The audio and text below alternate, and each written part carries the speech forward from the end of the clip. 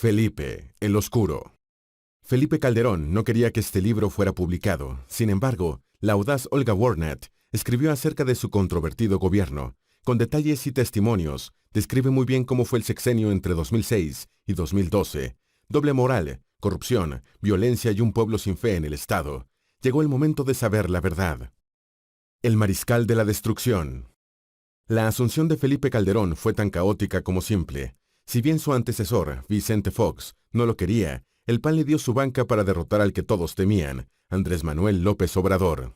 Así consiguió el apoyo de la élite económica y hasta de Fox, quien finalmente optó por tomar una decisión más pragmática. López Obrador era una amenaza para el poder de turno. Si ganaba las elecciones, todos irían presos por sus sistemáticos actos de corrupción. Por esto mismo, iniciaron una campaña de miedo hacia él. Bajo el lema de Valor y Pasión por México, ganó las elecciones del 5 de septiembre de 2006, en unos comicios en el que participaron más de 45 millones de mexicanos y muchas sospechas de fraude. Pasó por apenas 250,000 votos a AMLO. El equipo de Fox lo puso en el poder a cambio de no tocar a nadie de su familia, implicados en negocios poco honestos. Desde que comenzó su mandato, Calderón no supo controlar sus impulsos, no aceptó las críticas y se creyó omnipresente. Al mismo tiempo, es de esas personas que no soporta perder el poder.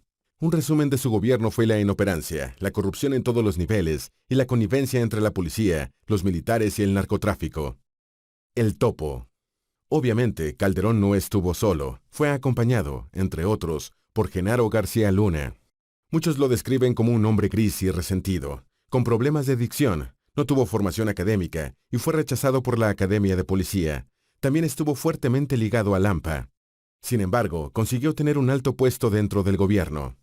Su mayor logro fue cuando Fox ganó las elecciones a finales del 2000. Warnett explica que García Luna le llevó un proyecto de seguridad al mandatario, pero tuvo competencia, Juan Pablo de Tavira.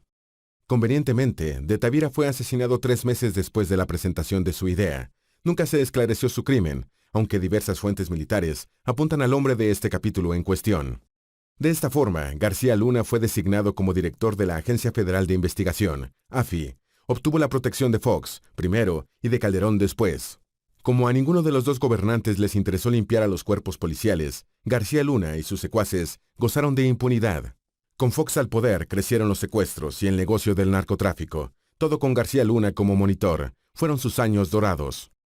Ya con Calderón al frente, ejerció como secretario de Seguridad Pública. En este periodo recibió sobornos de parte de los narcos, que al mismo tiempo vieron crecer su negocio. Esto trajo consigo una inconmensurable ola de violencia en las calles.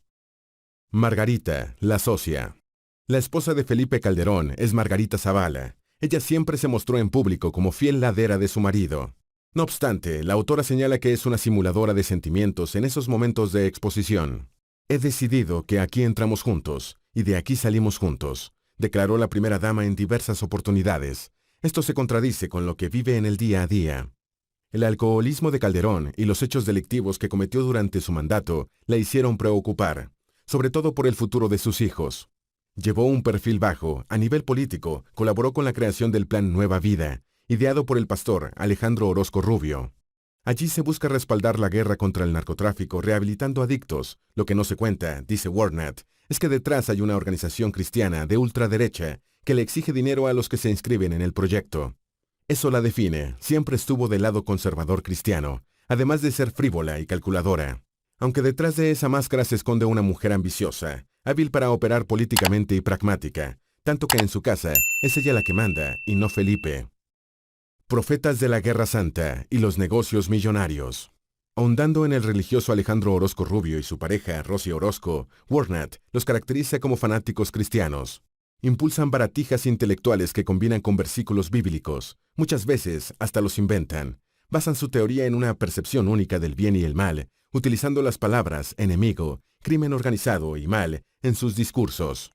Se metieron en la cabeza de Felipe Calderón, hablándole sobre la guerra contra el narcotráfico. Siguieron la premisa de que la droga es el demonio, que arruina jóvenes. Por eso impulsaron proyectos para rehabilitar adictos a las drogas y darle contención a niñas víctimas de abusos y violaciones. Contaron con el vital apoyo de Margarita para llevar adelante estas ideas que terminaron teniendo varias irregularidades. Sin embargo, siempre sacaron tajada de esto. Por ejemplo, Aprovecharon las expropiaciones a los narcos detenidos y su nexo con la presidencia para adquirir mansiones a bajo precio. Andan por la vida como si ocultaran algo, desplegando una actitud ofensiva-defensiva, paranoica, y son expertos en la victimización, agrega la autora. En el plano personal, Rosy admira a la derecha republicana, es homofóbica y antiabortista, mientras que Alejandro habla en voz baja y es capaz de escuchar al interlocutor que tiene enfrente, al mismo tiempo que posee la habilidad de esquivar preguntas difíciles. No obstante, hace 28 años que funcionan como un gran tándem, una pareja que nunca se despegó de Calderón, ni siquiera a pesar de las sospechas de fraude. Iván el Santo y la muerte en Los Pinos. Juan Camilo Mouriño Terrazo falleció el 4 de noviembre de 2008, cuando la avioneta en la que viajaba cayó cerca de Los Pinos. Junto a él perecieron los otros 7 tripulantes de la nave, además de 7 vecinos. La pérdida del secretario de Gobernación sacudió a Calderón. En su funeral lo santificó. Con su muerte, México pierde a un gran mexicano, inteligente, leal, comprometido con sus ideales y con el país, honesto y trabajador. Para Warnat, este fue el principio del fin de Felipe. Las masacres ya eran cotidianas, pero esta le pegó de cerca. Además, la pobreza nunca paró de crecer y la corrupción no se frenó. Su imagen se desplomó frente a un manto de desconfianza que dejó el accidente, que había acabado con la vida de Mouriño. Pero lo afectó mucho más en lo personal. Era su otra mitad dentro del gobierno y quedó solo. Tras su muerte, a Mouriño se le hicieron muchos homenajes. La autora sostiene que se lo martirizó y se convirtió en Iván, el Santo. Esto se hizo con el objetivo de cubrir las sospechas de su muerte. Pero no era un santo, más bien todo lo contrario. No combatió a las mafias, ni promovió políticas que ayudaran a los más desfavorecidos. Lo que sí hizo fue acrecentar el patrimonio familiar, ligado a la industria petrolera. La favorita. Luego de su muerte, el cargo que ocupó Mouriño pasó a ser de Patricia Flores Elizondo. Quedó como segunda al mando del país. No tenía formación política y venía con sospechas de abusos de poder, pero era la que mejor conocía el talón de Aquiles del ala conservador del partido. Como trataba a Calderón desde hace tiempo, rápidamente se ganó su confianza dentro del gobierno. Warnat señala que apenas llegó, se metió de lleno en el barro político, al mismo tiempo que hizo crecer su patrimonio. Conspiró para sacar a las poquitas funcionarias que formaban parte del equipo de Felipe. La autora sostiene que, a pesar del discurso de la capacidad transformadora de las mujeres mexicanas, Calderón siguió actuando de forma machista, misógina y discriminatoria. Flores era consciente de esta línea ideológica. No tolera la expresión de emociones ni el carácter femenino, que considera una muestra de debilidad. Ninguna de esas opciones son excusas para los errores, según cree. Su principal característica es la mano dura, la inteligencia o los merecimientos no son sus puntos fuertes. Feos, sucios y malos. La guerra contra las drogas está hecha por meros intereses. Warnat explica que Felipe Calderón la perdió y así quedó como un presidente marcado por la muerte y la deshonra. En esa caída se ve involucrado también por los vínculos comprobados de Vicente Fox con el cártel de Juárez. Es decir, la batalla no fue tal porque hubo nexos con los narcos.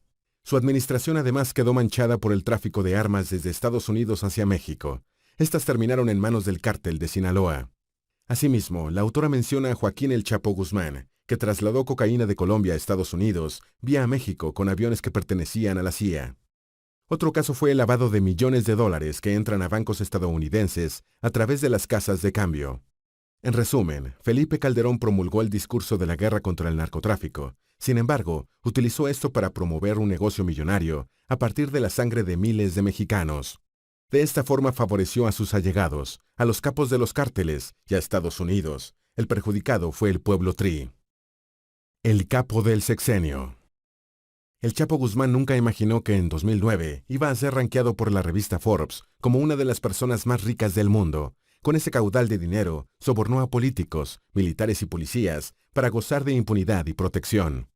Hizo su fortuna a partir de la metanfetamina, con la que hizo diferencias económicas en relación a la marihuana, la cocaína y la heroína. No obstante, el sociólogo Luis Astorga comenta que el Chapo es un mito creado y engrandecido por Estados Unidos y los medios. Ni es el más poderoso del mundo, ni el enemigo número uno. Su forma de ser ególatra, de alto perfil y con desbordes muy violentos lo convirtieron en una persona poco confiable para los negocios. Eso benefició a los capos de bajo perfil. El verdadero jefe del cártel de Sinaloa es Ismael El Mayo Zambada, que a diferencia del Chapo, nunca fue a la cárcel. Más allá de sus fugas de película, el Chapo siempre estuvo atrás del Mayo. Zambada no solo era su socio, sino también su protector. James Kuykendall fue tajante al decir que el problema de México no son las drogas, sino la corrupción. El agente señala que la guerra que montó Calderón fue un fracaso porque la violencia aumentó. El mundo descubrió que los mexicanos no son muy civilizados y que dependen de Estados Unidos. Cerró. Los nadies. En esta batalla contra el narcotráfico, el que quedó en el medio fue el pueblo mexicano. Permaneció atrapado entre la desidia del gobierno de Calderón y las balas de las calles. Al enterarse de la muerte de 15 jóvenes en Ciudad Juárez, Felipe soltó: es solo un ajuste de cuentas entre pandilleros. Así trató a su propio pueblo, a los jóvenes que supuestamente iba a salvar. Eran pandilleros. Nadie. La realidad es que esos 15 chicos eran inocentes que estaban celebrando el cumpleaños de uno de ellos dentro de una casa. Fueron asaltados por un grupo comando. Hasta Margarita le recriminó sus dichos, pero ya no existía la posibilidad de dar marcha atrás. Peor aún era el mensaje que esta declaración le daba a las fuerzas militares y policiales. Warnett interpreta que daba pie a que actuaran frente a la mínima sospecha y según esta premisa. Así, las mafias tenían campo libre para cometer atrocidades, disfrutaban de la impunidad. Estos asesinatos en masa aniquilan la psique del pueblo, le quitan su capacidad de razonamiento e invalidan los mecanismos de solidaridad. Con un Estado ausente, los malos ganan. Notas finales. Olga Warnett realizó una extensa investigación que se ve reflejada en Felipe el Oscuro. La periodista cuenta cómo fue el sexenio de Felipe Calderón como presidente de México entre 2006 y 2012. Se trató de un gobierno que continuó en sintonía con su antecesor, Vicente Fox. Abundó la corrupción y creció de manera alarmante la violencia en las calles. La autora cuenta todo esto a través de diversos actores que formaron parte de este mandato. El poder de García Luna, la mano dura en la pareja de Margarita, el fanatismo religioso de los Orozco y el cachetazo que significó la muerte de Mourinho, entre otros, permite poner en contexto cómo fue Calderón como manda más. Además, narra los continuos nexos tanto con el narcotráfico como con los Estados Unidos. La guerra contra las drogas que propuso Calderón fue un descalabro que tuvo un gran perjudicado, el pueblo mexicano.